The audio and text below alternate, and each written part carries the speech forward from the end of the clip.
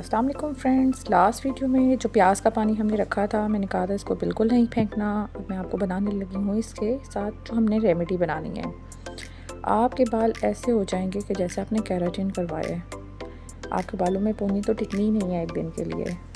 इतना ज़बरदस्त टोटका है, रेमेडी है कि हम इसके इतने फ़ायदे मिलते हैं, इतने अच्छे रिज़ल्ट्स मिलते हैं कि बंदा कहे कि मैं इसको वीक में 2 बार तो लाजमी यूज़ करूँ।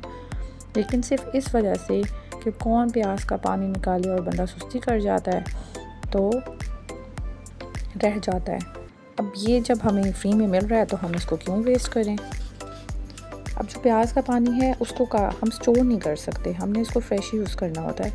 तो मैंने रेमेडी के दरमियान ही जो टाइम मिला था जब मैं कबाब बना रही थी, जब मैंने कबाबों को रेस्ट किया था, तो मैंने उस प्याज के पानी में एक विटामिन ई का कैप्सूल डाला था और 2 चम्मच नारियल का तेल डाला था। अब जो नारियल का तेल है हम उसकी जगह सरसों का तेल भी ले सकते हैं, कोई ज़रूरी नहीं है, हार्ड एंड फास्ट रूल नहीं है कि आपने कोकोनट ऑयल ही यूज़ करना है।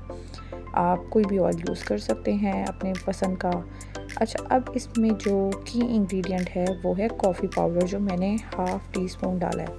वो मैंने क्यों डाला है कि जो अनियन है ना उसमें एक पंजेंट सी स्मेल होती है, उसमें सल्फ़र होता है, उसकी बहुत अजीब स्मेल होती है।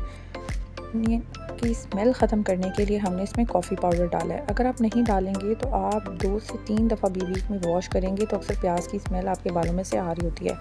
अब यकीन मानें कि इस कॉफ़ी पाउडर के डालने से आपको फ़ील ही नहीं होगा कि आपने बालों में प्याज का पानी लगाया हुआ है। ये इतनी ज़बरदस्त जो है टिप है।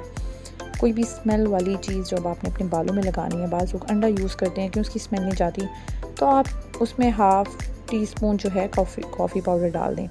विटामिन ई का जो कैप्सूल है वो आप इसमें स्किप कर सकते हैं। कॉफ़ी पाउडर भी नहीं डालेंगे तो कोई इशू नहीं होगा, बस उसमें स्मेल का इशू रहेगा।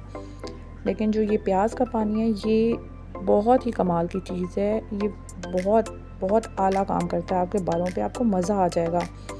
एक दफ़ा में ही ना आपके बाल ऐसे आपको डिफरेंस फ़ील होगा। और वैसे भी ये बालों के लिए बहुत अच्छा होता है। सिर्फ हम सुस्ती कर जाते हैं क्योंकि हमें प्याज का पानी निकालना होता है, इस वजह से हम इस रेमेडी को इग्नोर कर देते हैं। ये आपको इतना फ़ायदा देगी कि आप अच्छे प्रोडक्ट्स भूल जाएंगे। आप अच्छी तरह से इसको अपनी स्कैल्प पे अप्लाई कर लें और उसके बाद जो रह जाए वो अपने बालों में पूरे से अप्लाई कर लें अच्छी तरह से।